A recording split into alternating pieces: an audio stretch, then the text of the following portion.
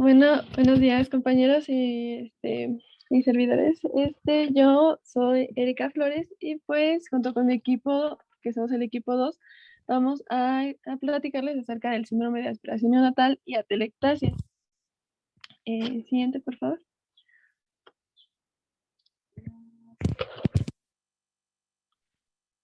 Bueno, los temas a tratar pues incluyen la aspiración del meconio, síndrome de aspiración de meconio, síndrome de membrana no, hialina e hipertensión pulmonar persistente del recién nacido.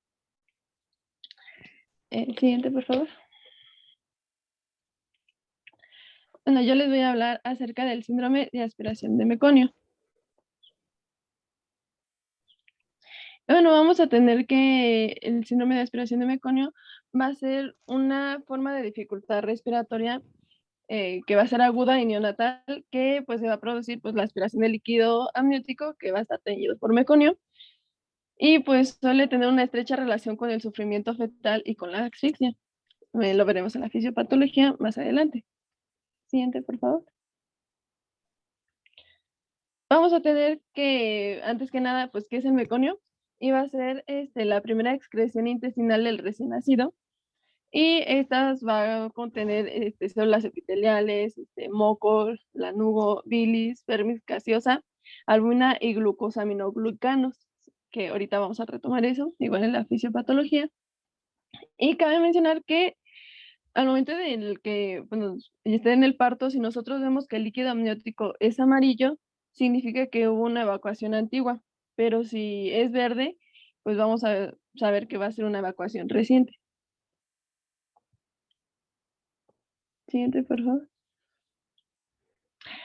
Y bien, la frecuencia, pues vamos a tener que acerca de todos los neonatos, pues cerca del 10% de estos neonatos van a tener el líquido, van a tener su líquido amniótico pues teñido de meconio, los cuales de estos el 50% va a tener meconio en tráquea y 60% de estos van a ser asintomáticos, así dando como una incidencia de 1% aproximadamente.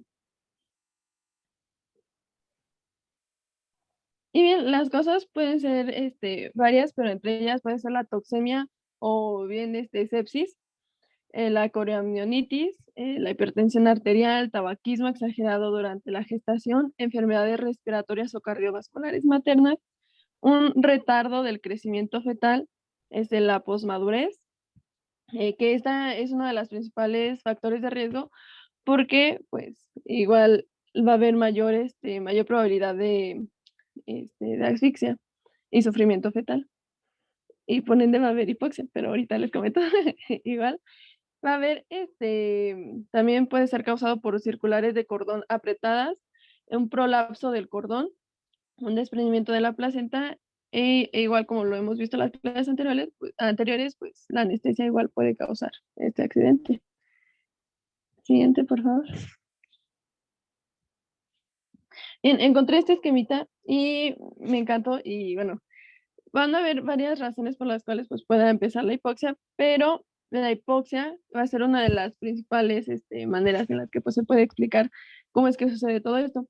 Y es que la hipoxia va a ser la responsable de poder causar una vasoconstricción intestinal.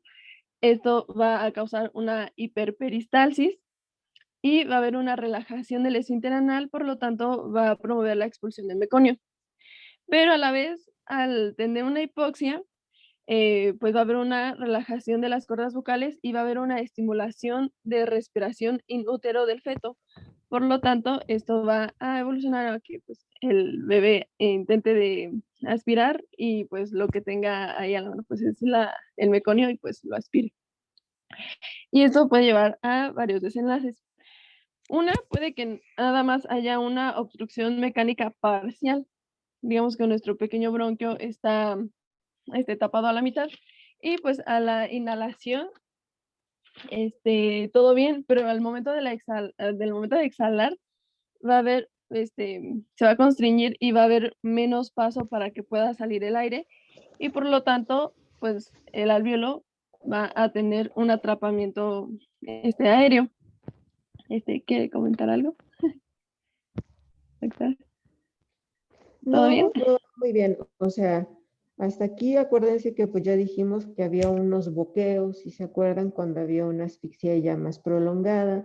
Estos boqueos pueden promover la aspiración de meconio. Muchas de las veces, acuérdense, pues el meconio se diluye en el líquido amniótico y ese líquido amniótico es el que va a aspirar este bebecito.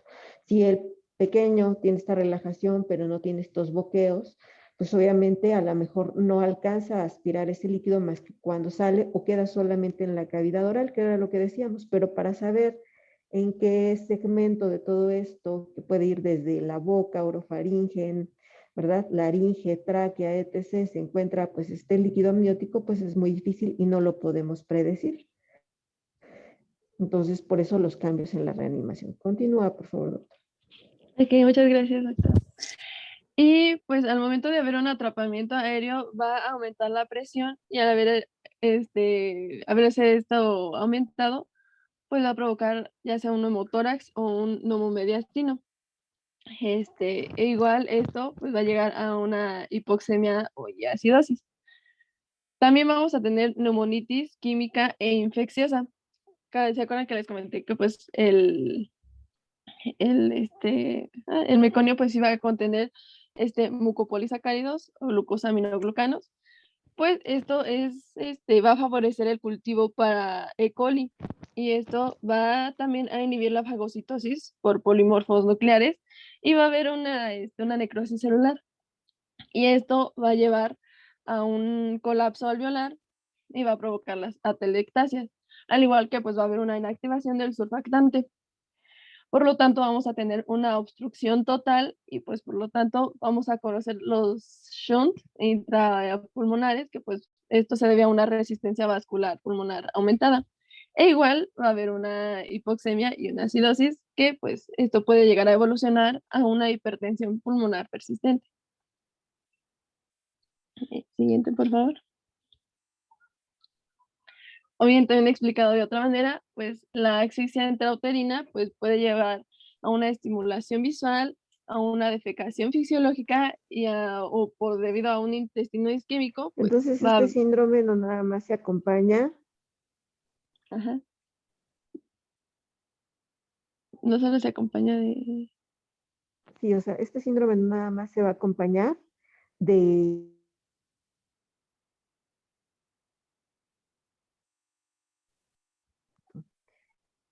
no nada más se acompaña del problema respiratorio, sino también se acompaña del problema de hipertensión pulmonar, van de la mano.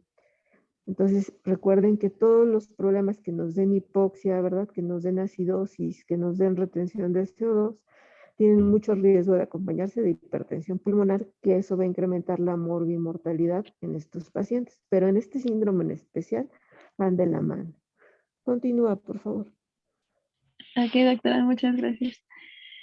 Y esto va a promover la eliminación del meconio y como ya vimos, igual la inspiración brusca fetal y el jadeo postnatal, pues va a haber una aspiración de y pues va a haber una oclusión de la vía respiratoria periférica, que como ya les comentaba, completa, que pues va a provocar la atelectasia o parcia, que pues va a ser el aire extraalveolar, que puede ser fugado por lo mismo de que pues va a haber un aumento de la presión. Y también va a haber una oclusión de la vía respiratoria proximal, lo cual va a llevar a una asfixia aguda del corazón pulmonar, sí, del corazón pulmonar. Y pues como ya vimos, puede haber una neumonitis, ya sea por la química y bacteriana, y todo esto va a llevar a una hipoxemia o acidosis, y bueno, va a haber una circulación fetal persistente. Bueno, tenemos que checar muchas cosas, y ahorita vamos a verlo. Siguiente, por favor. El cuadro clínico va a ser va a depender de muchas cosas, va a depender tanto de la cantidad aspirada como la consistencia del meconio, tanto como el área respiratoria, pues comprometida. Y como ya nos comentó la doctora, pues es muy difícil como checar qué parte es la afectada, pero pues de acuerdo al cuadro clínico, pues nos Pero fíjate, podremos. doctora, que hay algo ¿Mande? curioso, o sea, no depende, fíjate que algo curioso es que la mayoría de la literatura clásica dice que no depende de la cantidad, o sea, que la cantidad puede ser muy poquita, Ajá. El punto es que cuando llega esta cantidad a la vía aérea, ese meconio, pues al tener esas sales biliares, va a generar muchas cosas. O sea, uno va a disolver esa bilis. Las bilis la ocupamos, como ustedes saben, para la grasa, ¿no? Generalmente eso es lo que nos ayuda a nuestra digestión y a que absorbamos las grasas. De igual manera, nosotros vimos y vamos a ver en la siguiente clase de que está compuesto principalmente el surfactante, que es de grasas, ¿verdad? Y estas grasas se disuelven y entonces el cuadro característico de esto va a ser precisamente lo que tú dijiste, un patrón obstructivo que va a tener además de atelectasias, síndrome de fuga aérea, es decir, se rompen esos alvéolos, se queman y aparte de que no los podemos ventilar porque hay un incremento de la presión dentro de ese alvéolo que se requiere para generar una adecuada ventilación por la pérdida del surfactante, tenemos lesión o quemadura de esa vía aérea que lo que favorece es la necrosis y la fuga y la pérdida de aire. Entonces estos pacientes requieren que nosotros los sometamos a grandes presiones para poderlos oxigenar y esto genera que se rompan más todavía sus alvéolos. Entonces es un síndrome que se acompaña de atelectasias y de fuga aérea.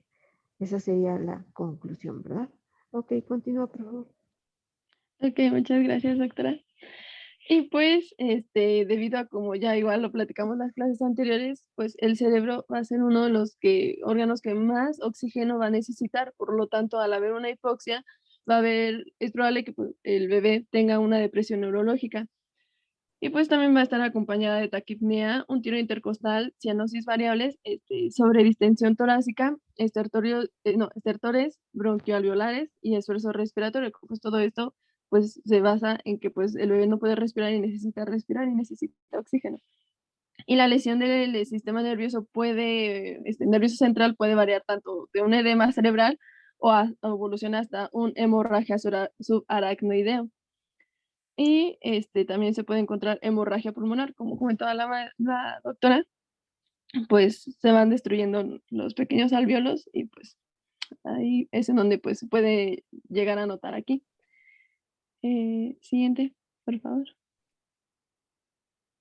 Cabe mencionar que pues para el diagnóstico vamos a tener como datos de sufrimiento fetal. Desde el momento en el que van haciendo, nosotros podemos ir pensando, si vemos el líquido amniótico con meconio, podemos ir checando así como de los riesgos que hay, porque pues, como sabemos, la mayoría, pues, afortunadamente, pues no es nada grave, pero aún así podemos ir creando nuestros diagnósticos presuntivos. Si encontramos la presencia de meconio en tráquea al nacimiento, síndrome de dificultad respiratoria, datos de posmadurez y la imagen radiológica. Cabe mencionar que pues el síndrome de dificultad respiratoria pues lo vamos a notar debido a que el cordón, no, debido a que pues la descamación de la piel va a ser más notoria, las uñas ya van a estar largas y va a haber una disminución del vérmix. También se me olvidó mencionarles que igual entre más tiempo el bebé esté en el meconio, con su líquido amniótico con meconio, pues va a haber mayor tinción. Por ejemplo, si el cordón umbilical está teñido nada más, significa que pues duró 1 hora. Si las uñas también ya están pintadas, pues significa que ya duró 6 horas aproximadamente. Y si la vérmix gaseosa ya está igual teñida, pues significa que ya duró de entre 12 a 14 horas, pues con el meconio ahí. Este, y la imagen radiológica, como ya les contaba, ahorita les voy a enseñar una imagen. Siguiente, por favor. Ahí podemos ver la imagen radiológica. Esto nada más lo puse como para comparar cómo se ve normal y cómo se ve con una atelectasia. Ahora, siguiente, por favor. En la siguiente, pues ya vamos a tener a un bebé que tiene este síndrome y pues puede haber distintas afecciones. Ahí se puede notar que pues hay una existencia de infiltrados gruesos, ¿cómo se le llama? Ah, Hiperinsuflación. ajá, hiperinsuflación. Vamos a contar los cuerpos costales, o sea, acuérdense, de afuera hacia adentro, vamos a ir de los tejidos blancos, no vemos nada, vemos la caja torácica, ahí vemos que la caja torácica, los arcos costales como es normal en el recién nacido, se encuentran horizontalizados. Entonces nosotros vamos a contar los arcos anteriores o los posteriores, dependiendo de eso. Si nosotros empezamos a contar, cuenta cuántos tienes. 1, 2, 3, 4, 5, 6, 7, 8, 9, 10, 11. 11, Ahí, casi 11 espacios intercostales, ¿no? Normalmente deberíamos estar entre 7 y 8. Si nos fijamos y recordamos, del lado derecho tenemos esta radiografía, ¿tiene un problema el paciente o tiene un problema la radiografía, ¿no? ¿Qué tiene? mm, bueno, de acuerdo a lo que viene ahí, pues No, de acuerdo a la anatomía. ¿Qué le ven de raro esa radiografía? Los que están ahí en el salón que no se estén ¿El durmiendo. corazón? Pues el corazón, ¿cómo está? Está en, bueno, tiene dextrocardia Que hacia la derecha. pareciera, ¿no? Que tiene, aparte de dextrocardia, ¿hacia dónde está apuntando el ápex?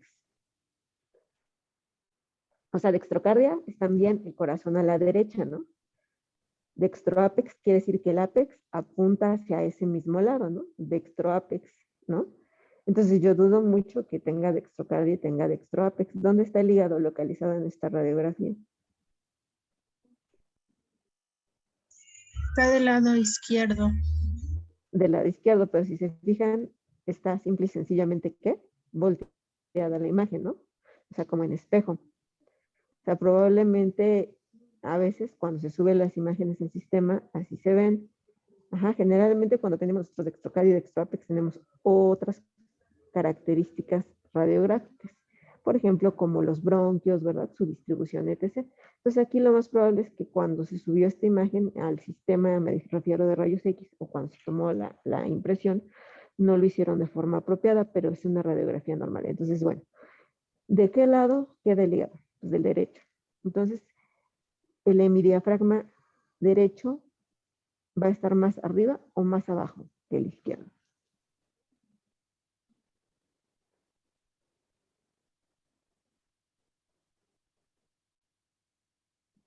¿No recuerdan? Más arriba.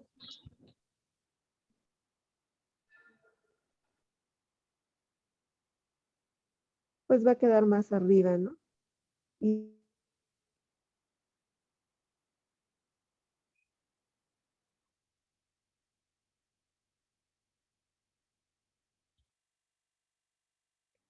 Creo que se trabó, doctora. Y entonces lo que nosotros comentábamos es que pues, un hemidiafragma, que generalmente es el derecho, debe quedar más arriba que el izquierdo. Y aquí quedamos en esta radiografía, si comparamos uno con el otro.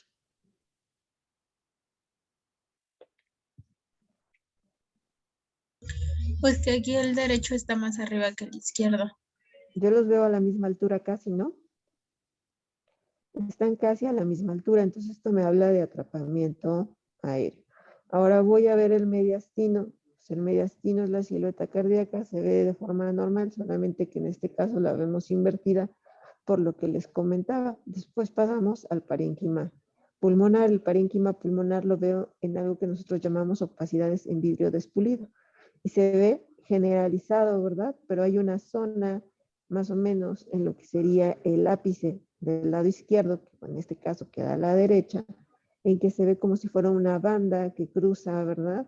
Desde la porción apical hacia el corazón, muy probablemente ahí vemos atelectasia, ¿no? Entonces aquí está un síndrome que en este caso, el de atrapamiento aéreo es un síndrome de obstrucción acompañado de un síndrome de atelectasia, ¿verdad? Entonces, en ambos, pues bueno, generalmente en el de atelectasia hay pérdida de volumen, es restrictivo por la misma atelectasia, entonces esta es una combinación de ambos síndromes y pues que se ve radiológicamente con esa imagen.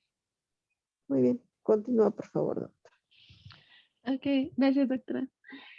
Y pues como ya vimos en la radiografía, pues pues somos capaces poder de distinguir pues un neumotórax, neumomediastino, neumonitis bacteriana, hipertensión pulmonar persistente lesiones traqueales, hemorragia pulmonar, hemorragia intracraneal y neumonitis. El siguiente, por favor. Y el tratamiento, cabe mencionar que pues el mejor tratamiento es la prevención. Y pues todas las salas deben, de expulsión, pues deben tener un equipo preparado para poder reanimar, intubar inmediatamente y oxigenar a todos los neonatos que se encuentren hipoxémicos y asfixiados. Y pues algo que me comentaba un doctor un día era de que pues el mejor doctor no es el que pues digamos evita cualquier o sea, todo sale perfectísimo, sino es el que sabe cómo reaccionar ante pues cuando las cosas van mal. Y principalmente, pues nosotros tenemos que estar preparados para saber qué hacer en los casos en lo que los doctores, no, en lo que los neonatos pues pues están sufriendo y nosotros tenemos que saber cómo ayudarlos. Y bueno, cabe mencionar que pues para los neonatos que pues vayan naciendo, que tengan un Apgar superior a 6, tengan un llanto vigoroso y tengan un buen tono muscular, pues nada más se les realice con una respiración gentil, la boca, el ritmo de las fauces y la bucofaringe. Y pues de esto, pues ya se va a proceder a, a oxigenar y continuar con el tratamiento de rutina. Mientras que los neonatos que nacen deprimidos, o sea, con hipotonía, bradicardia y apnea, pues se les debe aspirar de manera rápida, pero igual gentil, con perillas, pues por boca y faringe, este moquito, bueno, el meconio, y después va a ser inmediatamente a oxigenar con mascarilla y presión positiva hasta que pues consigamos estabilizar al neonato. Ok, u otra opción es que si estamos viendo que el líquido amniótico está teñido de meconio, nosotros sabemos que tenemos distintas fases en el nacimiento, ¿no? Entonces el primero que tenemos es la cabeza, ¿no? En los segmentos corporales. Si nosotros tenemos la cabeza, podemos pedirle en ese momento que está saliendo la cabecita que el ginecólogo aspire boca y narinas, ¿verdad? Para que podamos continuar en forma rutinaria. Eso es lo que nos diría nuestro libro del Stark, ¿verdad? Que eso sería lo indicado en este tipo de pacientes, que cuando va saliendo la cabecita, antes de todo eso, le retiremos esto y posteriormente veamos cómo evoluciona para ver si requiere que hagamos todo el resto de medidas, ¿no? Muy bien, continúa, por favor. Ok, sí. Muchas gracias. Y pues, una vez que pues ya esté estabilizado el neonato, pues va a ser, vamos a tomar una radiografía para checar el tórax y se va a obtener la oximetría de Igual, vamos a checar el grado de dificultad respiratoria del recién nacido y tiene que ser enviado pues a una sala de terapia intensiva o de cuidados intermedios, para su tratamiento integral. Entonces siempre vamos a aplicar nuestro algoritmo, ¿verdad? O sea, ese algoritmo de reanimación pediátrica vigoroso, pues podemos continuar una reanimación tranquila. Si no es un recién nacido vigoroso, pues tenemos que darle reanimación, ¿verdad? Pero estos pacientes, independientemente de lo que haya pasado, necesitamos llevar una vigilancia y un control. ¿Por qué? Porque tienen riesgo de presentar una neumonitis química, ¿no? Entonces, antes de su egreso, ya sé que lo haya mandado a alojamiento conjunto porque tuvo una ABGA de 9.9, pese a que él nació y no tuvo el Silverman a sus 10 minutos fue de 0, ¿verdad? Y no volvió a presentar ningún dato de dificultad respiratoria, pues necesitaría yo, antes de egresarlo, tomar una radiografía y ver que todo está bien para poder concluir que el bienestar de ese binomio es apropiado. Ok, continuamos, por favor. Ok, gracias, doctora. Bueno, muy buenos días. Mi compañero Ok, Noé es... espérame tantito. Ah, Ya no acabamos el tratamiento. ¿Cuál es el tratamiento del síndrome de aspiración de meconio? Pues a ver, manejarlo, bueno, para aquellos pacientes que pues no tengan una buena ventilación convencional, pues va a ser necesario administrar un agente tensoactivo, como pues el óxido nítrico, No, el óxido nítrico no es un agente tensioactivo. Ajá, el agente tensioactivo es un surfactante. Y en esos pacientes, si predomina esto, pues está indicado que nosotros aplicamos, aunque sean de término surfactante. Es solamente que debe ser dentro de las primeras 12 horas y pues se asocia a hemorragia pulmonar. No hay ninguno de todos que haya demostrado, ¿verdad? ser más beneficioso. El óxido nítrico nos ayuda porque dijimos que va de la mano. El óxido nítrico, ¿qué es? Es un vasodilatador, ¿verdad? Y por excelencia hace una vasodilatación de lo que sería la arteria pulmonar. Aquí hablamos de que tenemos incremento de los cortocircuitos intrapulmonares. Primero, hay unidades alveolares no ventiladas, algunas que sí van a estar ventiladas, ¿verdad? Otras que pues van a estar atelectasiadas. Esto va a generar, ya dijimos, un círculo vicioso de hipoxemia, acidosis, retención de CO2, que si nosotros hablamos que las resistencias vasculares pulmonares en el momento que nacemos deben hacer una transición por el incremento de oxígeno, eliminación de CO2 y caída del pH, aquí no hay, se perpetúa esa hipertensión pulmonar. Pues ahora decía, va de la mano. Entonces, el tratamiento para mejorar esos cortocircuitos en las pocas unidades que estén ventiladas, en donde no está llegando casi flujo de sangre, pues es dilatarlo y hacer que esos cortocircuitos disminuyan a través de la administración del óxido nítrico, ¿no? Entonces, esa sería la función, que llegue mayor volumen al lado derecho, que esa hipertensión se remita y que pues nos permita tener mayores unidades oxigenadas, ¿no? Pero esto es relativo y estos pacientes tienen una muy alta mortalidad. Estos pacientes, muchos se van a morir si llegan a requerir. Ahora, otra estrategia, pues la mayoría es realizar una intubación temprana, es decir, yo puedo ponerle un CPAP, puedo ponerle unas puntas de alto flujo, pero si este paciente no está respondiendo, es decir, no está llegando la saturación por arriba del 90%, pues entonces nosotros a este paciente necesitamos cambiarle un modo ventilatorio. ¿Por qué? Porque la hipoxemia va a seguir perpetuando lo que ya dijimos y aparte va a generar secuelas neurológicas y falla orgánica múltiple.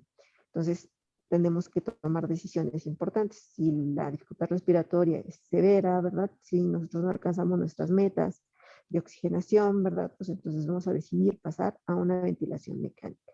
En la ventilación mecánica es muy importante recordar que estos pacientes van a tener problemas para poder difundir gases. Entonces aquí las estrategias que se recomiendan son volúmenes tidales bajos, con presiones al final de la expiración un poquito más altas.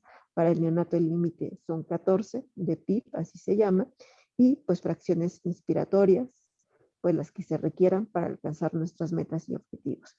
Si nosotros vemos que este paciente en las primeras 6-12 horas no responde, pues tendremos que decidir a cambiarlo a algo que se llama ventilación de alta frecuencia. El manejo, pues, es el soporte hemodinámico que vamos a dar a nuestros pacientes, ¿verdad? ¿Cuáles dijimos que eran las metas el día de ayer? Con respecto a la PO2, PCO2, que dijimos norma, ¿qué? ¿Cuáles serían nuestras metas? PO2 por arriba de ¿cuánto?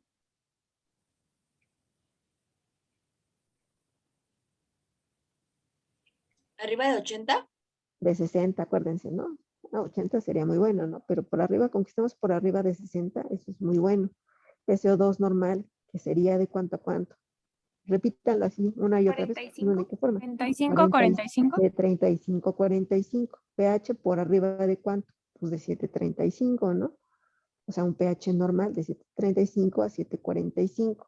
Aquí hay algo importante que nos podría ayudar, que sería un poquito la alcalosis. La alcalosis a nivel pulmonar genera que pues, esos vasos se dilatan a nivel sistémico. La alcalosis genera vasodilatación. El problema es que a nivel cerebral, en un bebé que ya estuvo asfixiado, ¿verdad?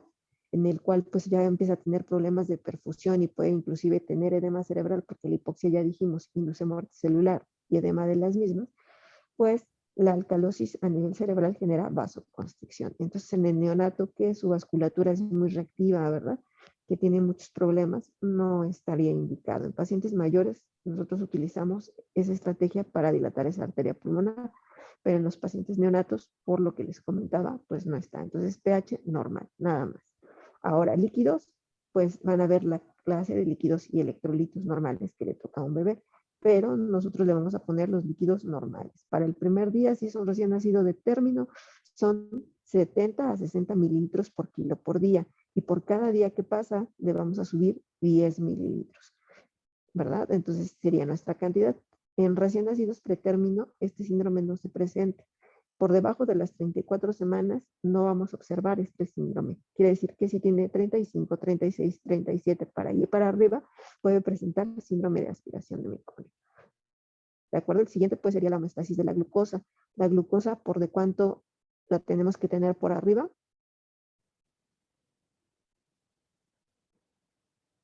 Dijimos que cuánto es hipoglicemia. 60. Entonces por arriba de 60, 70, 80, 90. Ok. Y por debajo de 120, fue lo que dijimos. ¿Qué otra cosa pues le vamos a dar? Le vamos a dar de comer a este bebé. Sí, en cuanto hemodinámicamente y en general respiratoriamente, es decir, que no esté con hipoxia severa, sus condiciones me lo permitan, ¿no? Les voy a dar de comer porque ya dijimos que la hipoxia induce, y sobre todo la condición de choque, induce que se robe el flujo de sangre de los intestinos y esto nos va a generar enterocolitis necrotizante. Estos pacientes también pueden presentar complicaciones como enterocolitis necrotizante. Entonces, tenemos que tener cuidado. Ya dijimos, entonces, eubolemia, y con respecto al sistema cardiovascular dijimos normotensión, ¿verdad? Y frecuencia cardíaca. Entonces, uso de inotrópicos y vasopresores para mantener nuestras metas y objetivos. Para un recién nacido determino la presión sistólica, y lo vuelvo a repetir, solamente si lo vamos a aprender, que nosotros esperamos es que esté por arriba la sistólica de 70 milímetros de mercurio. ¿Sales? Entonces, bueno, eso sería todo con respecto al tratamiento. Entonces, vigilancia, la mayoría tiene muerte o queda con discapacidades neurológicas o con problemas a largo plazo de neumopatía crónica. Muy bien, por favor, continuamos. Ahora sí, con su otra clase. Gracias, doctora. Bueno, como tal, ya vamos a hablar de lo que es el síndrome de membrana hialina. Y pues bueno, vamos a continuar con este tema. Entonces, primeramente tenemos que definir qué es este síndrome de membrana hialina, o como en diferente literatura también pueden conocerlo ustedes como síndrome de dificultad respiratoria. Algo aquí muy importante es que como tal el síndrome de membrana hialina o el síndrome de dificultad respiratoria se considera o lo consideran como aquella enfermedad que ya sea por la inmadurez tanto del desarrollo anatómico y fisiológico de los pulmones del recién nacido prematuro, y a eso aunado una insuficiencia cuantitativa y tanto cualitativa del surfactante. Con eso me refiero tanto a la producción como a la secreción de este surfactante, progresivamente nos va a desarrollar un cuadro de atelectasia pulmonar difusa y evidentemente un inadecuado intercambio gaseoso, esto por la presencia de las membranas hialinas que más adelante vamos a ver. Entonces prácticamente es como una definición que nos puede aportar significativamente para nosotros poder saber a qué es lo que estamos viendo y qué es lo que vamos a investigar. Entonces, como tal, pues va a ser esta enfermedad que se caracteriza por la inmadurez en tanto en el desarrollo anatómico y fisiológico de los pulmones del recién nacido prematuro, y la insuficiencia tanto en secreción como en producción del surfactante a nivel de los neumocitos tipo 2, que progresivamente pues nos va a dar un cuadro de atelectasia pulmonar difusa y pues un inadecuado intercambio gaseoso. Ahora bien, la guía de práctica clínica nos menciona como tal que la frecuencia de este síndrome se va a dar principalmente en recién nacidos prematuros o recién nacidos menores de 28 semanas de gestación, dándonos el 90% de los casos en esta edad gestacional principalmente. Esto va a ser muy importante, ya que como tal, pues no va a existir un adecuado desarrollo pulmonar y un adecuado desarrollo del surfactante, lo que nos va a inducir pues a este síndrome. Otros datos que también nos menciona es que del 50 al 60% de los casos se van a presentar en recién nacidos menores de 30 semanas de edad gestacional, del 15 al 20 en recién nacidos entre las 32 y las 36 semanas de edad gestacional, y por último, y en menor incidencia, en menores casos, en menor frecuencia, vamos a encontrar que en el 5% de los recién nacidos mayores de 36 semanas de edad gestacional se va a encontrar este síndrome. Entonces, es muy importante aquí, pues, tomar a consideración que en un recién nacido de pretérmino, pues, puede inducirnos a nosotros o nos puede dar pistas para nosotros poder sospechar, pues, de este cuadro de síndrome de dificultad respiratoria, síndrome de membrana hialina. Ahora bien, hablando rápidamente como tal de este agente tensoactivo, este agente surfactante que va a ser el principal o va a ser la estrella, pues en este caso del síndrome de membrana hialina o de dificultad respiratoria, pues va a estar compuesto por varios fosfolípidos, varias proteínas que pues nos van a permitir pues esta normalidad a nivel alveolar. Principalmente se compone por este fosfolípido muy importante que va a ser la dipalmitoilfosfatidilcolina o DPPC por sus siglas, que este fosfolípido nos va a permitir la reducción a nivel de la tensión superficial del alveolo, lo que pues nos va a permitir que ese alveolo esté pues normal, no esté colapsado. Entonces, esta dipalmitoilfosfatidilcolina va a ser muy importante. Además, vamos a encontrar otros tipos de proteínas, como es la proteína surfactante A o SPA, que esta nos va a ayudar como tal a la síntesis y a la secreción del surfactante en los neumocitos tipo 2. Recordaremos que el surfactante lo secretan estas células alveolares tipo 2 que pues nos van a permitir pues que se genere esta película o esta delgada capa de surfactante a nivel del endotelio alveolar.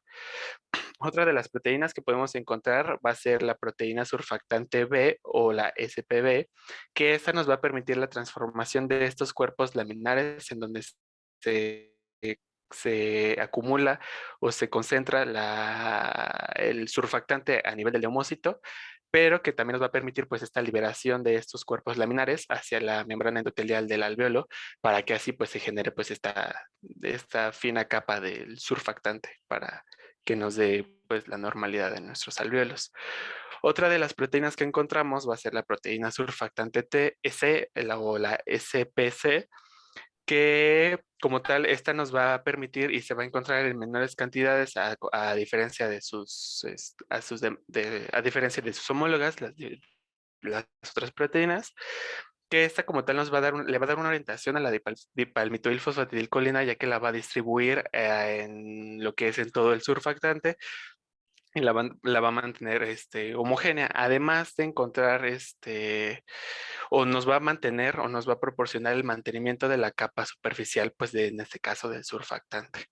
Y por último, y no menos importante, también vamos a encontrar la proteína surfactante T, que como tal había encontrado que nos iba a participar principalmente en la defensa del hospedador, ya que tenía la capacidad de unirse a bacterias gram negativas y pues justamente nos iba a proporcionar pues esta como barrera protectora, además de los diferentes tipos de líneas celulares de defensa que encontramos a nivel alveolar. Entonces, prácticamente es un resumen de lo cual se va a componer este surfactante, principalmente de fosfolípidos, proteínas, e incluso en diferente literatura también van a poder encontrar que el surfactante está compuesto por cantidades de colesterol. Entonces, muy importante recordar esto, que se secreta por los neumocitos tipo 2. Y pues continuamos con lo siguiente, que como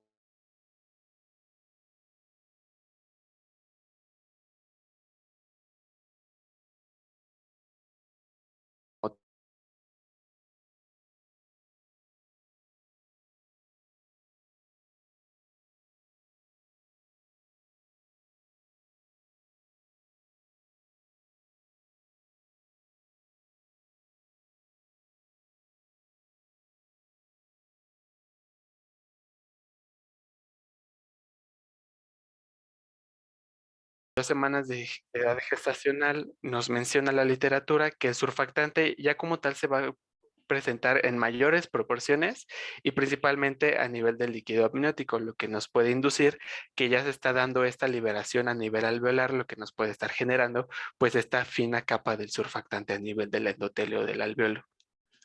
Y algo muy importante, y aquí nos mencionan, que por arriba de las 35 semanas de edad gestacional, el surfactante va a tener una maduración completa, es decir, nosotros vamos a poderlo encontrar tanto como cuantitativa como cualitativamente, es decir, en una secreción y en una producción adecuada de este surfactante, lo que pues por obvias razones nos puede dar que entre menos semanas tenga de edad gestacional tenga el recién nacido, pues en este caso las complicaciones van a ser mayores, ya que el surfactante no va a tener un adecuado desarrollo. Aunado de eso, pues también la inmaduración de los pulmones, tanto anatómica como fisiológicamente. Entonces, muy importante recordar esto. Y ahora como tal, pasando igual a las causas, o en este caso la etiología de esta disminución del surfactante a nivel alveolar, es que evidentemente pues la etiología pues va a ser ese déficit del surfactante, tanto como en su producción como en la secreción. Va a existir esta disminución, sí o sí. ¿Pero por qué se da esto? Principalmente pues va a ser por la prematuridad, como ya les había mencionado. Entre más prematuro sea el recién nacido, mayor va a ser el daño, o mayor va a ser la inmadurez de este surfactante o la disponibilidad, pues. También podemos encontrar que se puede dar por predisposición familiar, o en este caso genéticamente, ya que podemos encontrar como tal alteraciones a nivel genético, principalmente de las proteínas que anteriormente les había mencionado, tanto como la SPA, la SPB, la SPC. Entonces también se puede dar por predisposición familiar, o ya sea genéticamente. Además, también había encontrado que esta disminución del surfactante se puede ver proporcionada por un recién nacido que fue presentado mediante cesárea, ya que como tal, lo que encontré como tal fue que, si recordaremos, a nivel del parto vaginal, pues se da una compresión torácica, pues sí, una compresión torácica del recién nacido, lo que le permite a que el líquido que se encuentra a nivel pulmonar se libere, pues se libere ese espacio, se diluya todo el líquido que está presente en los alvéolos, y pues tengan pues justamente esta luz en el alvéolo. Entonces, como tal, en este caso, al ser un producto, un producto de cesárea, pues como tal no va a tener esa presión torácica, lo que va a proporcionar que no tenga como tal ese aporte de la compresión torácica para la disminución del líquido a nivel de los alvéolos. Pero Y esto es otra, más común en la taquipnea transitoria del recién nacido. Por ejemplo, aquí hay factores como la diabetes o las mamás obesas, perdón, con resistencia a la insulina. ¿Por qué?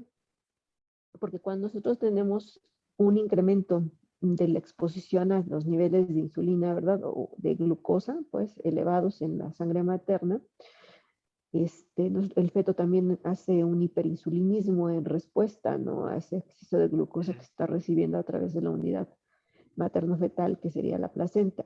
Y esto, acuérdense que la insulina inhibe la producción de los fosfolípidos del surfactante. Y entonces estos pacientes, aunque a lo mejor sean de término, pueden presentar, en este caso, o tener mayor riesgo de presentar una secreción deficiente de lo que sería surfactante, ¿verdad? Muy bien, ujú. continúa, por favor. Sí, doctora, muchas gracias. Entonces, es importante que se queden con esta figura, ya que como tal, esta disminución del surfactante va a ser un ciclo de nunca acabar si nosotros no prestamos atención o no intervenimos como tal. Entonces, muy importante que se queden con esta figura, ya que va a ser un ciclo de repetición, de repetición, de repetición, pero se lo voy a explicar mejor con este cuadrito. Entonces, vamos a ver como tal, pues la fisiopatología de este síndrome. Y pues como ya les había mencionado, ¿no? Pues vamos a tener nosotros un recién nacido prematuro, en este caso, o pues sí, la prematuridad pues va a predisponer a este déficit del surfactante, entre otros casos, ya sea como la asfixia, la hipotermia, en este caso la acidosis, pues también nos van a inducir a una deficiencia, pues en este caso de los niveles de surfactante a nivel alveolar. Esto nos va a producir un aumento en la tensión superficial. ¿Por qué? Porque pues como tal no va a existir el surfactante, no va a existir la dipalmitoilfosfatidilcolina, lo que nos va a permitir pues este aumento en la tensión superficial.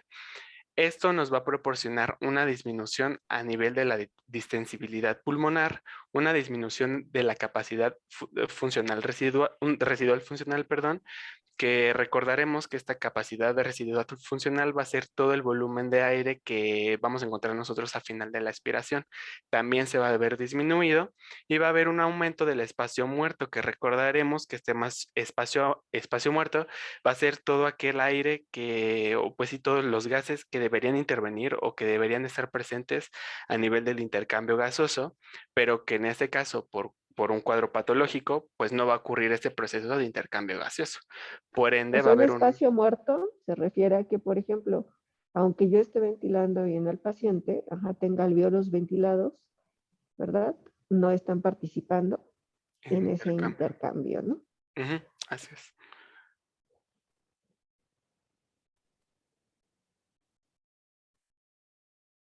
Mm, ¿Ya no iba a comentar algo, doctora? No, Ah, nada, nada. ok, bueno, continúo. Perdón. No se preocupe, muchas gracias. Entonces, como tal, pues va a existir pues esta disminución en la accesibilidad pulmonar, la disminución en la capacidad de residual funcional y el aumento del espacio muerto. Entonces, esto nos va a inducir a su vez del aumento de la tensión superficial, pues nos va a presentar el cuadro de atelectasias múltiples, o en este caso la atelectasia difusa, que se va a encontrar en grandes cantidades en todo el pulmón. Entonces, estas atelectasias nos van a producir un cuadro o una alteración a nivel de la ventilación perfusión, como ya nos había mencionado la doctora, que como tal, si bien los alvéolos tengan una adecuada ventilación, pues no va a existir este intercambio gaseoso. ¿Por qué? Porque no va a haber espacio o no va a haber un modo de que existe este intercambio gaseoso, lo que nos va a producir un cuadro de hipoxia, un cuadro de acidosis por aumentos de los niveles plasmáticos del CO2, pues ya que no va a existir un intercambio de O2 por CO2, lo que nos va a producir un aumento en la resistencia vascular pulmonar, que más adelante vamos a ver en la hipertensión pulmonar persistente del recién nacido. Además, nos va a producir un cortocircuito de derecha a izquierda, lo que en este cuadro vicioso se va a seguir perpetuando, ya que este cortocircuito nos va a generar un cuadro hipóxico, un cuadro acidótico, el aumento de la resistencia vascular pulmonar, y pues se va a seguir perpetuando y perpetuando y perpetuando. Este cuadro hipóxico y acidótico también nos va a producir un daño a nivel del endotelio alveolar, en este caso pues de nuestros alvéolos, porque al existir un aumento en los niveles de las concentraciones de CO2 y disminución de los niveles de oxígeno a nivel plasmático, pues como tal nos va a producir un daño endotelial alveolar, lo que nos va a inducir a un trasudado del plasma al alveolo, es decir, pues como tal de nuestro vaso al alveolo, lo que en combinación con las proteínas que vamos a encontrar, ya sea como fibrinógeno, fibrina y otros componentes como el colesterol que ya les había mencionado, nos va a producir estas membranas hialinas. Toda esta combinación de estos factores del trasudado, del fibrinógeno, de la fibrina, de pues daño endotelial, va a estar inflamado, va a estar edematizado, pues nos va a producir estas membranas hialinas, por eso su nombre, ya que estas membranas hialinas, pues como tal, si recordaremos, nosotros tenemos una barrera hematogaseosa. Entonces, al existir estas membranas hialinas, pues evidentemente no va a existir un adecuado intercambio gaseoso, además de la telectasia que ya teníamos. Entonces, va a seguir este cuadro, va a seguir este cuadro, va a seguir este cuadro, si es que nosotros no continuamos o no damos un soporte a este recién nacido. Entonces, como tal, va a ser la fisiopatología de este síndrome. Y pues, si no queda alguna duda, continuamos con el siguiente subtema. ¿Pueden decirme si me escucho bien? Sí. Ah, ok, Sí. gracias. Bueno, los signos que van a caracterizar al síndrome de dificultad respiratoria, varios los conocemos bastante bien y justamente son indicativos de falta de oxígeno. Por ejemplo, la taquipnea. También vamos a escuchar que los bebés presentan un quejido expiratorio, como que se quejan al momento de intentar sacar el aire o meterlo. También vamos a ver que, ya observándolos más de cerca, van a presentar el aleteo nasal. Y como signo del esfuerzo que les está implicando meter aire, va a haber una retracción sifoidea e intercostal. ¿A qué se refiere con esto? Pues se refiere a que por el mismo esfuerzo que les implica realizar la respiración, se van a retraer los músculos de la respiración. Entonces se va a ver pues debajo del apéndice sifoides y los espacios intercostales, cómo estos músculos realizan su trabajo, pero con mucho esfuerzo. También va a haber presencia de cianosis y de apnea. La siguiente, porfis. Y pues bueno, para establecer el diagnóstico no es suficiente con los signos clínicos, necesitamos de auxiliares de diagnóstico. Y actualmente se están utilizando 3 auxiliares para confirmar este diagnóstico, pero sobre todo para realizar una vigilancia continua pues, del neonato. Y el primero de ellos es la oximetría de pulso, más que nada por las ventajas que ofrece. ya que pues, no va a interrumpir las medidas de reanimación y nos va a estar evaluando ininterrumpidamente la frecuencia del pulso. Pues el uso del oxímetro está indicado desde que se realiza la estabilización, desde el principio. En segundo lugar está la radiografía de tórax. ¿Por qué? Pues porque nos permite apreciar perfectamente en qué etapa se encuentra la enfermedad y también los hallazgos típicos a encontrar en el síndrome de dificultad respiratoria van a ser tres, que son un infiltrado retículo granular, broncograma aéreo o elevación de hemidiafragmas. Y pues en base a la gravedad de estos hallazgos es que el SDR se va a clasificar radiológicamente en 4 estadios: leve, moderado, grave y muy grave. Por último, tenemos el ultrasonido pulmonar. Este pues se usa bastante porque al haber niveles de líquido aumentados y poco aire entre la pleura y el intersticio, tenemos un medio ideal para que se transmita el ultrasonido y por lo tanto es muy efectivo para identificar las anomalías que se presenten.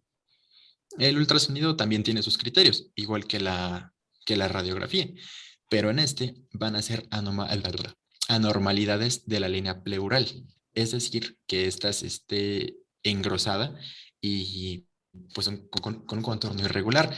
Les traje estas imágenes que encontré justamente de un ultrasonido. Es la parte de la izquierda. La derecha es como debería de verse normalmente y en condiciones patológicas de dificultad respiratoria debería de verse como se ve en el lado izquierdo. También está, bueno, les decía lo de las anormalidades de la línea pleural, también que haya presencia de pulmón blanco, se le llama, que también haya ausencia de áreas ventiladas, y igual que también en la radiografía, que se presenten consolidaciones con broncograma aéreo. Pero bueno, el broncograma aéreo, pues ¿qué es, no? Lo que leí es que es un signo radiológico que nos va a indicar que el espacio aéreo distal está ocupado y se va a ver aquí como estructuras bronquiales con aire y se van a presentar como líneas oscuras. No sé si llegan a ver unas rayitas en los espacios intercostales de la imagen que les traje. Y pues este es un signo frecuente en procesos de neumonía. Se puede ver mejor en la que está justo arribita del letrero del ultrasonido pulmonar. Esa tiene más contraste. Y pues bueno, en prematuros el ultrasonido aún no se recomienda realizarlo de rutina. No porque sea inseguro, sino porque aún no hay estudios que aseguren el 100% de su efectividad a largo plazo. Pero, por lo que les mencioné anteriormente, puede ser bastante prometedor. La siguiente, por favor, Max. El tratamiento se los dividí en dos partes. Primero que nada, las medidas.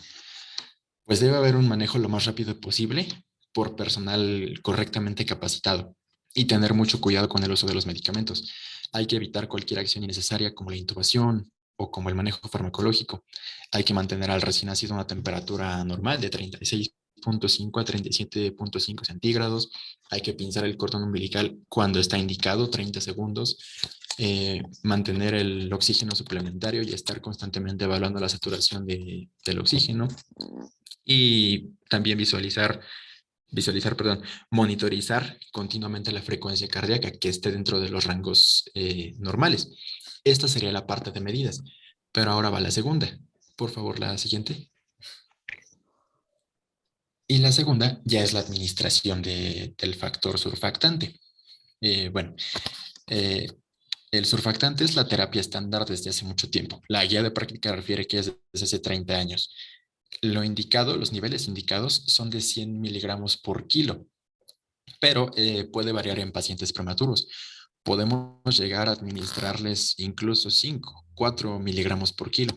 Y estos niveles se van a mantener hasta que el surfactante endógeno, el que se produce dentro del cuerpo, sea suficiente para mantener una función respiratoria y una tensión No, doctor, superficial aquí adecuadas. entendimos algo más. O sea, aquí nosotros administramos, está bien tus dosis, van de 100 a 200 miligramos por kilo, pero depende de qué, de la marca. Hay distintos tipos de surfactante, ¿verdad? Sí, iba a Unos de decir. origen animal, otros de otro tipo de... Ah, bueno, entonces de eso depende. Y la dosis es una dosis única. Se pueden repetir dosis si es necesario, ¿verdad? La tenemos que administrar a través de un dispositivo. Entonces ese dispositivo ¿Tú cómo leíste que se administra el surfactante o lo vas a manejar más adelante? Eh, bueno, solamente lo leí y es que es por cánula. Ajá, entonces nosotros realizamos aquí, desafortunadamente, pues sí tenemos que realizar una secuencia de intubación Ujú. rápida, se coloca ese tubo y se administra el surfactante. Aquí, en esta imagen que tú estás viendo, lo que se hace generalmente es la técnica, se llama de doble paso. Quiere decir, o sea, nosotros situamos, picamos la canulita endotraqueal con un punzo, ¿verdad? Y a través de ahí instilamos lo que sería el surfactante y ventilamos, porque si nosotros no ventilamos, ese surfactante no se va a distribuir de forma homogénea en ese pulmón. Otras veces, pues, no se hace esto, sino se desconecta de lo que sería nuestra bolsa de presión positiva o nuestro dispositivo y se instila el surfactante y se pasa. Pero yo creo que la forma más efectiva es hacerlo de la primera forma porque logramos distribuirlo de forma más homogénea. Acuérdate que eso tiene que llegar a los alvéolos a nivel distal, entonces el volumen es un factor muy importante, ¿verdad? Por eso generalmente puede venir la dosis ahí en mililitros, que al final representa los miligramos, pero depende mucho, eso que les quede claro, del tipo de surfactante que maneje cada hospital. Muy bien, continúa, por favor. Ok. Bueno, una duda antes de seguir, doctora. Leí también Sí, que hay dos métodos para la aplicación de surfactante. Bueno, los que ajá. leí son Ensure y Lisa. Y mencionaba a Lisa como más seguro, porque al mantener ventilación no invasiva, a diferencia del Ensure, pues Lisa no representa que haya un daño inducido por el respirador y tiene una Es mejor que distribución del surfactante. en todos, así como lo instilas y lo aplicas, ajá. O sea, por ejemplo, generalmente nosotros en uno de 28 semanas, nosotros podemos reanimar niños de 25, 26, 27, 28 semanas.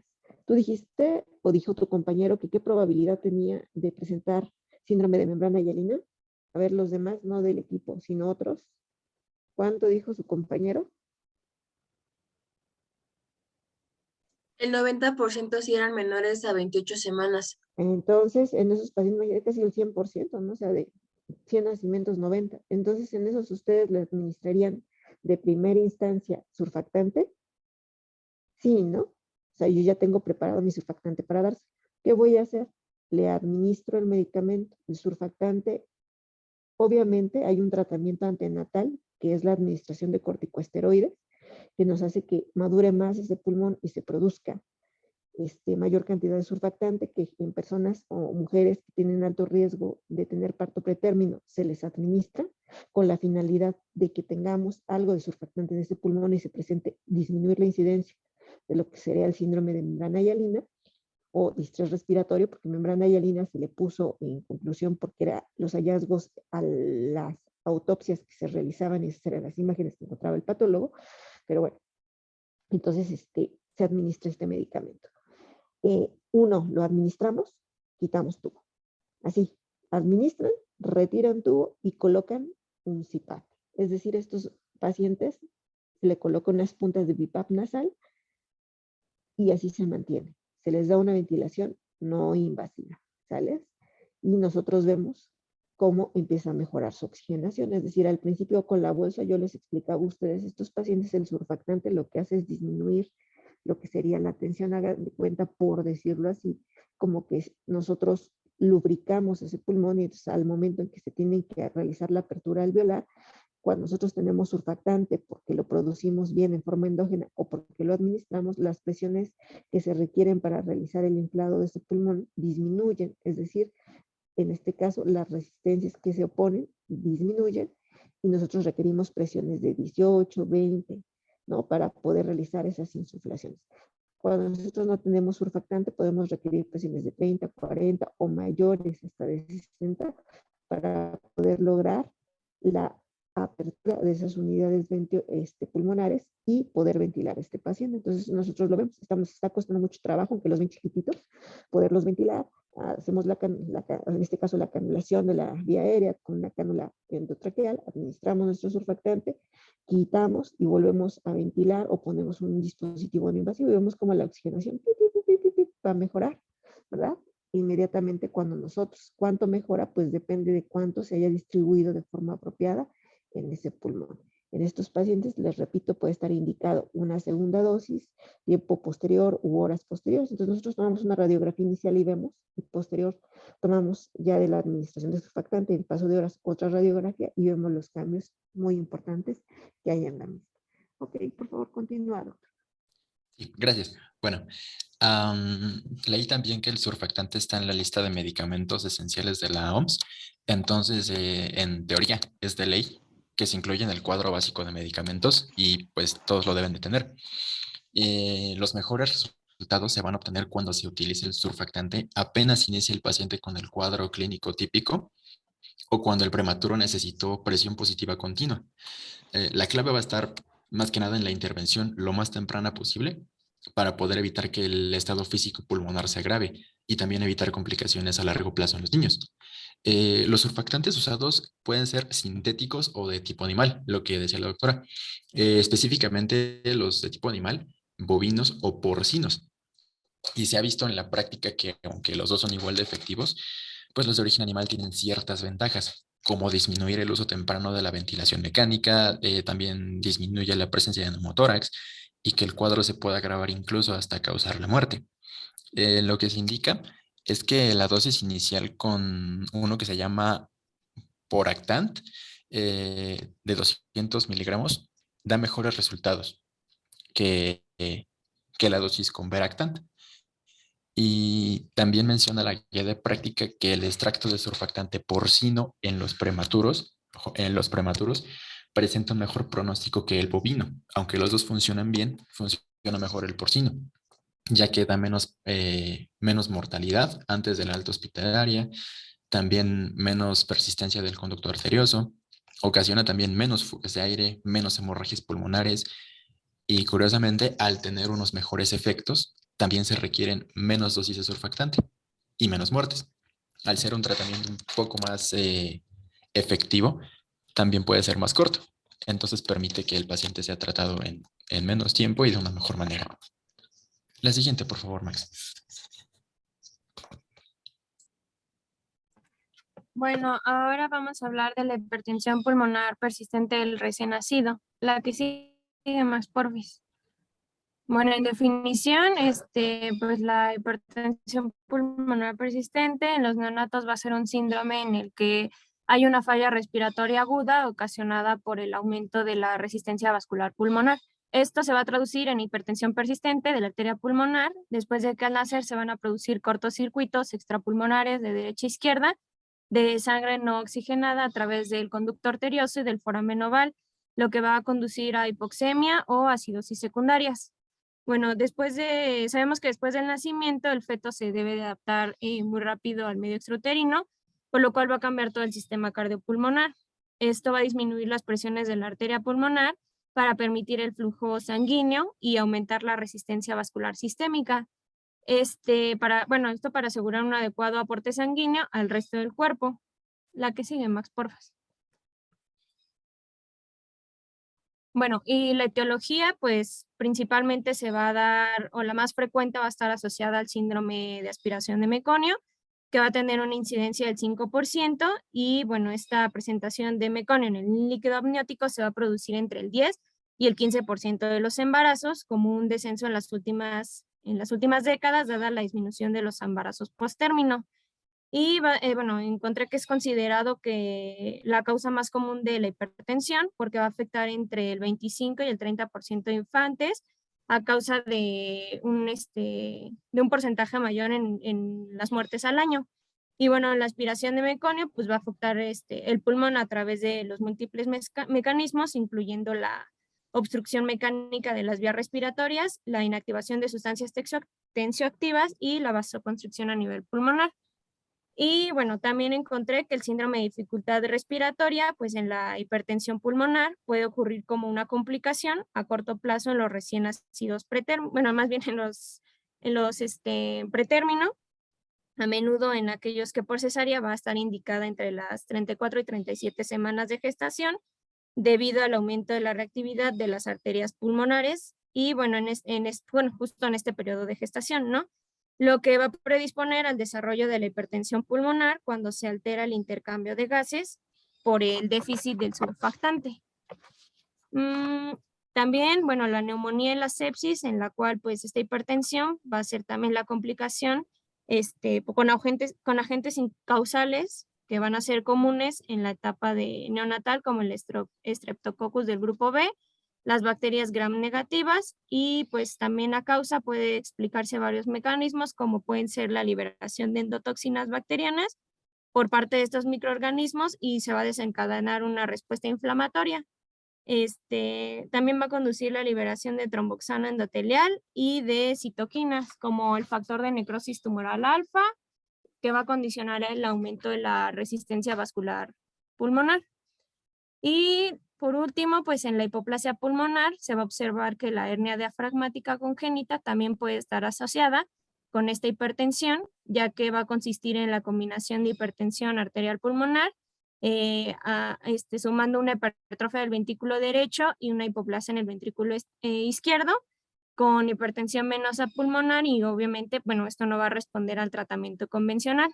Y se estima que en el 5% de los casos la etiología va a ser idiopática, y en el 70% va a ser secundaria debido a estas enfermedades ya mencionadas.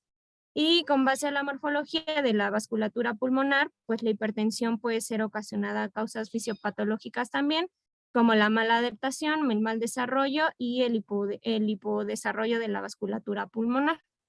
La que sigue, Max, por favor.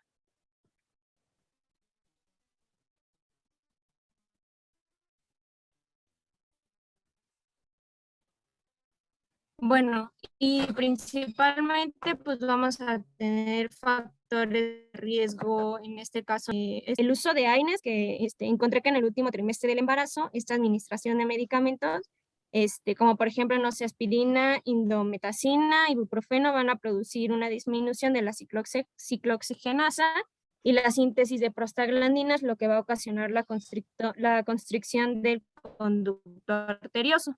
Y también el uso de IRS, que estos son antidepresivos, por sus siglas es antidepresivos inhibidores selectivos de la serotonina, que en etapa tardía de la gestación, pues va a aumentar el riesgo de la hipertensión por el incremento de un receptor llamado receptor 5HT2A y la activación de alguna quinasa. Esto pues ocasionando pues vasoconstricción pulmonar.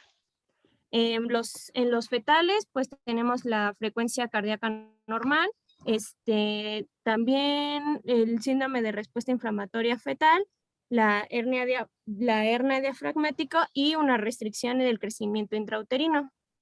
En los neonatales, pues un Apgar bajo, un recién nacido pretérmino o postérmino, líquido amniótico teñido de meconio, asfixia, sepsis e hipoglucemia también. Y por último, los obstétricos, pues ausencia del cuidado prenatal, que sea una cesárea, y el pinzamiento del cordón umbilical antes del inicio de la ventilación. La que sigue, Max, por favor. Bueno, y ya hablando como tal de la fisiopatología, pues sabemos que la transición normal de la circulación fetal va a estar caracterizada por una rápida disminución de la resistencia vascular pulmonar con la primera respiración y el aumento rápido de la resistencia vascular sistémica con el cierre del flujo arterial umbilical de la placenta al pinzar este cordón umbilical. Y bueno, estos cambios hemodinámicos se van a dar debido a la causa del cierre funcional del foramen oval y de manera simultánea pues el aumento del contenido de oxígeno arterial, resultando en la constricción del ductus arterioso. También, bueno, durante este proceso normal se produce la hipertensión pulmonar por una causa aguda o crónica, y el foramen oval y el ductus arterioso van a permanecer abiertos debido a que esta resistencia vascular pulmonar va a permanecer más alta que la resistencia vascular sistémica. Y como consecuencia indirecta de esta hipertensión, va a aumentar la presión de la aurícula derecha, se va a elevar la presión de llenado diastólico del ventrículo derecho y el retorno venoso pulmonar va a disminuir. Entonces, debido a esto y al aumento de la presión de la aurícula derecha, pues se va a producir un shunt de derecha a izquierda, a través del foramen oval y del conducto arterioso, o de ambos. Esto va a condicionar un severo compromiso en la perfusión pulmonar, una alteración y un desequilibrio en la ventilación-perfusión, con hipoxia y acidosis que van a resultar aumentando más la presión de la arteria pulmonar. Y bueno, en la resistencia vascular pulmonar persistente, la persistente alta, va a aumentar la poscarga ventricular derecha y la demanda del oxígeno, lo cual va a alterar el aporte de oxígeno de la pared posterior del ventrículo izquierdo y las regiones subendocárdicas del ventrículo derecho. Esta lesión pues va a ser resultante de la reducción del aporte de oxígeno y va a provocar pues un severo compromiso del funcionamiento del miocardio, como con dilatación del corazón derecho o una insuficiencia tricuspidia, también pues una falla cardíaca derecha, ¿no? Y bueno, digo una falla cardíaca, sí, derecha, me confundí. Y bueno, también esta situación, pues, por así decirlo, pues va a causar, incluso puede llegar a haber necrosis en los músculos papilares e insuficiencia ventricular izquierda. Y pues también por este aumento de la poscarga ventricular, también puede haber incluso un desplazamiento del tabique hacia el ventrículo izquierdo o una alteración del llenado ventricular izquierdo, así como la reducción del volumen cardíaco minuto y una disminución severa del gasto cardíaco. La que sigue, Max, por favor. Bueno, y hablando ya del diagnóstico, pues encontré primero que podríamos utilizar una prueba de hiperoxia hiperventilación, la cual va a consistir en administrar un FiO2 al 100% junto con un nivel de PaCO2 entre el 20 y 25 milímetros de mercurio. Esto pues se va a conseguir a través de la hiperventilación. Y si hay un incremento acelerado de esta PaO2, encontré que entre 80 y 100, pues al disminuir esta PaCO2 se va a considerar que existe la hipertensión pulmonar. Y si no hay un incremento, pues puede tratarse de una cardiopatía congénita. También la ecografía bidimensional de Doppler, que esta pues va a permitir visualizar si el cortocircuito por el conducto arterioso y el foramen oval va a ser de izquierda a derecha, de derecha a izquierda o incluso bidireccional. Y pues también vamos a cuantificar la presión arterial pulmonar. También esta ecografía va a permitir valorar la función sistólica y diastólica ventricular o descartar cualquier otra cardiopatía congénita. También encontramos que si la presión arterial pulmonar va a exceder los 25 milímetros de mercurio, pues va a requerir una evaluación, ¿no? Para saber qué es lo que vamos a ver. Y pues también esta ecografía, pues es como muy importante identificar que la función ventricular y la dirección del cortocircuito, y esto pues para diferenciar una etiología y discernir entre fármacos que pueden mejorar o empeorar la situación hemodinámica. Y pues en los casos de hipertensión pulmonar grave se va a llegar a apreciar una desviación del tabique intraauricular hacia la aurícula izquierda, como ya lo había mencionado en la fisiopato, y pues puede también auscultarse una insuficiencia. Más bien del tabique interventricular, no interauricular. Sí, perdón. Acuérdense que normalmente la forma o la morfología que nosotros vemos, por ejemplo, en un ultrasonido o un eco, que es eso, a final de cuentas, de ese corazón, es como la forma, si yo lo parto así en un corte coronal, ese corazoncito, voy a ver que el ventrículo izquierdo tiene forma de balita, así de una bala, mientras que el ventrículo derecho tiene forma de media luna. La diferencia entre el adulto y el paciente, bueno, o sea, el recién nacido y un paciente adulto mayor, es que hay cierta hipertrofia del ventrículo derecho, porque acuérdense que el que estuvo llevando la circulación sistémica y tenía mayor número de resistencias era ese ventrículo derecho, ¿no? Cuando nacemos y tenemos la caída de estas resistencias, generalmente con el paso de los días, esta hipertrofia va a remitir, va a predominar la hipertrofia del ventrículo izquierdo y vamos a ver esa forma de ese corazón en media luna. Entonces, cuando nosotros tenemos hipertensión pulmonar persistente, los datos que vamos a encontrar primariamente van a ser los primeros ecográficos, van a ser la dilatación de esas cavidades derechas. Posteriormente, cuando esta hipertensión es tan severa, lo que nosotros vamos a ver es que ese ventrículo derecho, que normalmente la pared interventricular forma parte funcional del ventrículo izquierdo, se ve desplazado, porque o sea, la presión del ventrículo derecho excede a la del izquierdo, y entonces va a desplazar ese septum hacia el lado, que sería izquierdo, ¿no? Y entonces nosotros vamos a ver una forma de D de ese ventrículo. En vez de que se vea de media luna, vamos a ver una forma de D de ese ventrículo, ¿no? Y entonces es a lo que se refiere con esa imagen, pero son presiones muy, muy altas, son signos indirectos. Una forma ya directa, podemos medir nosotros el grado de insuficiencia tricuspidia, como bien decías, a un incremento de presión, la presión se aumenta de forma retrógrada a lo que esté por detrás de la arteria pulmonar, y esta pues de la presión del ventrículo a la aurícula, pues la presión de la aurícula es menor que la del ventrículo y va a tender a desplazar ese volumen de líquido con lo que sería una regurgitación hacia la aurícula, y ese lo vamos a ver como la insuficiencia tricuspidia. Ese jet de sangre que se ve expulsado hacia la aurícula durante la sístole nos va a dar lo que sería, en este caso, una medición que vamos a realizar a nivel ecocardiográfico y nos va a dar la presión de la arteria pulmonar, ¿no? Entonces, bueno, esa es la conclusión. Continuamos, por favor. Gracias, doctora. Bueno, ¿sí me escuchan? No me escuchan. Se escucha un poquito lejos. ¿Ya me escuchan? ¿Mejor? Ya, Sí, bien. ok, bueno.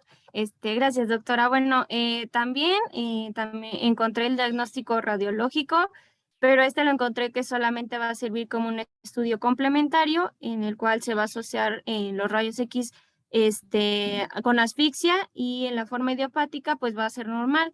Encontré que pues va a llamar un poco la atención la desproporción entre las necesidades de oxígeno y las escasas alteraciones radiológicas. Y al ser secundaria una neumonía o una hernia diafragmática congénita, se van a observar las lesiones específicas respectivas de consolidación pulmonar o la presencia de asas intestinales en el tórax.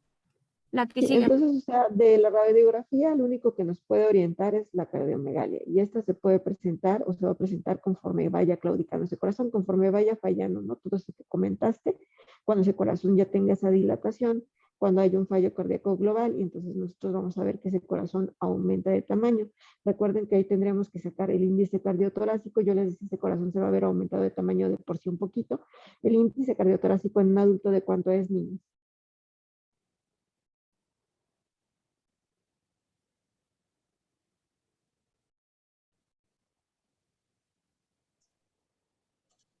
Menor a 0.5.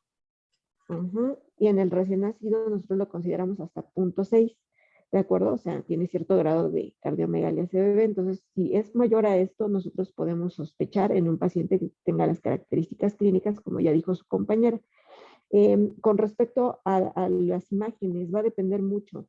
Yo puedo tener muchas alteraciones radiográficas en los campos pulmonares si tengo no una hipertensión pulmonar pura, o sea, idiopática. Si es una hipertensión pulmonar persistente inducida por una neumonía congénita, inducida por un distrés respiratorio primario o membrana hialina, o por, en este caso dijimos, un síndrome de aspiración de meconio, pues voy a tener esas características radiológicas, ¿no?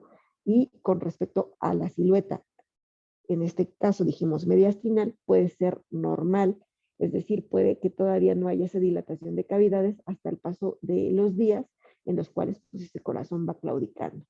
Ajá, muy bien, continuamos, por favor. Gracias, doctora. La que sigue, Max, porfis. Bueno, y por último, pues en el tratamiento, de forma general, pues vamos a tener ciertas medidas de soporte que, una vez diagnosticada esta hipertensión, se debe tomar una serie de medidas que van a resultar esenciales para mejorar los resultados. Y pues primero deberá mantenerse siempre la normotermia y corregir de forma eficaz cualquier alteración metabólica, como puede ser hipoglicemia, hipocalcemia, acidosis y policitemia.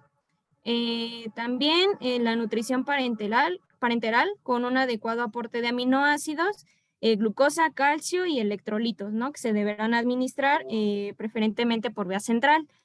Y pues encontré también, pero no sé, que cubrir los ojos y oídos para mantener aislado al bebé de cualquier estímulo ambiental, que según es para evitar el aumento del tono simpático. Exacto. ¿Sí? Ok. Bueno, Pasando al soporte respiratorio, pues vamos a tener una ventilación mecánica, la cual va a ser necesaria en neonatos con hipertensión pulmonar, con el objetivo, un segundito, por favor.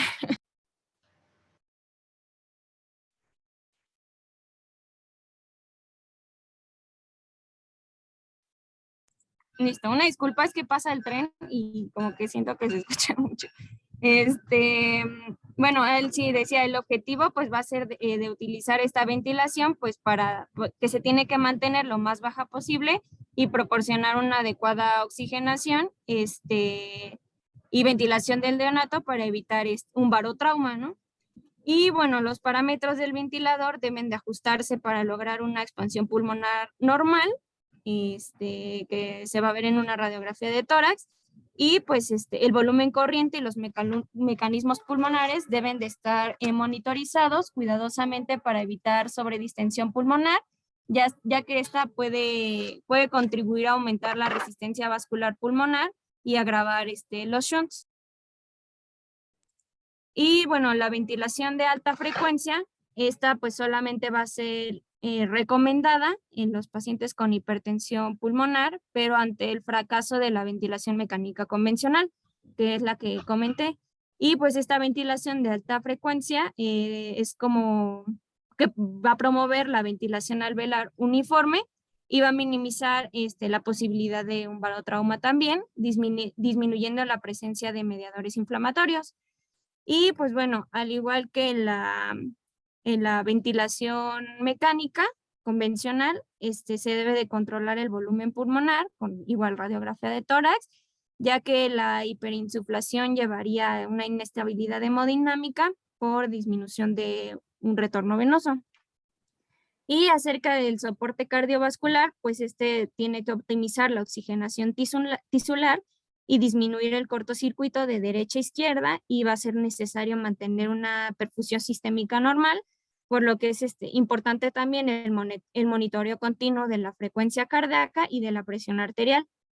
Esto Y pues con aquí, y aquí en estos pacientes con respecto al soporte hemodinámico, aquellos que presenten hipertensión pulmonar y tengan compromiso de la contractilidad, nosotros podemos utilizar medicamentos que se llaman inodilatadores, como la milrinona, ¿verdad? Este medicamento, o amrinona, que nos permite dilatar de forma importante lo que sería la arteria pulmonar. El problema es el cierre de la arteria pulmonar. Estos medicamentos nos permiten realizar una dilatación y nos ayudan a dar un tratamiento, tanto un soporte como un tratamiento para esa hipertensión pulmonar. En lo respiratorio, cuando nosotros conectamos a nuestros pacientes a ventilación mecánica, dijimos que podríamos utilizar ¿el qué? El óxido. El óxido nítrico, ¿no? Entonces, ese es el tratamiento de la hipertensión pulmonar, el óxido nítrico, lo que sería de forma aguda el soporte con inodilatadores, milrinona, amrinona, y pues ya de forma más adelante podemos dar otros medicamentos como lo que sería el sildenafil. El problema nada más con el sildenafil es que su efecto no es inmediato, es decir, tarda alrededor de una semana en que yo lo empiezo a administrar en tener su efecto. Por eso es que nosotros tenemos que echar mano de estos elementos o estos medicamentos, esta medicación previa para poder ayudar a ese corazón, para que pueda continuar bombeando la sangre, pueda pasar a oxigenar, disminuir los cortocircuitos y que el paciente pueda mejorar. Y como decías, la FiO2 al 100% va a verse beneficiosa. Hay un punto nada más que comentaste que me pareció muy importante, que era la prueba, ¿no? Que nosotros vemos que con esa oxigenación debe haber una mejoría y si no sospechamos de una cardiopatía congénita. Ahí cianógena. Hay modos más seguros. Acuérdense que si nosotros cerramos los cortocircuitos como foramen oval y lo que sería en este caso el ductus persistente arterioso, si nosotros lo cerramos por esa elevación de oxígeno, disminución del CO2, pues el paciente se muere. Entonces hay una forma más segura si nosotros vemos que el paciente no mejora con las fracciones convencionales durante la reanimación, ¿verdad? Sospechamos que tiene una hipertensión pulmonar o que sea propio del pulmón. ¿Cómo puedo descartar que no sea una cardiopatía cianógena para poder aplicar fracciones mayores inspiratorias de oxígeno? Haciendo un tamiz cardíaco. Entonces, ¿cómo lo hago? Con un oxímetro de pulso. Entonces, en la mano izquierda, piernita izquierda, yo pongo el oxímetro. Si hay una diferencia, por ejemplo, me está saturando, vamos a decir, 80 en la manita, ¿verdad? Lo coloco y me está saturando 50 en el piecito.